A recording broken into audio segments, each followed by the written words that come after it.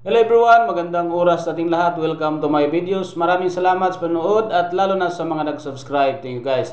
At kung bago ka pa lang dito sa aking videos, huwag kalimutan mag-like, comment, share, and subscribe para updated ka sa aking mga bagong upload na mga videos na mayroong magandang kasaysayan at halaga tungkol sa ating mga barya. Guys, ito yung ating coins ngayon guys, ang quarter dollar ng Amerika. Mayroon taon na 2019, ang San Antonio, Texas. So share ko sa inyo guys ang napakagandang impormasyon tungkol dito sa baryang ito guys.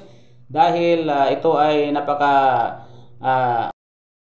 napaka-unique sa lahat ng aking mga nakitang mga barya.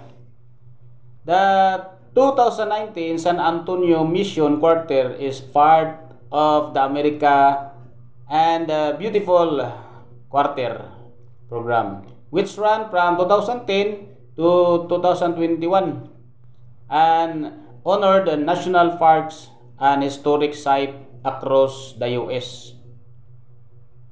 The overall design features the familiar portrait of George Washington by John Flanagan, originally used in the 1932. This design is common to all America and the beautiful quarters. The reverse depicts the element of symbolizing Spanish mission in Texas, particularly the San Antonio Mission, which were established in the early 18th century. The design is included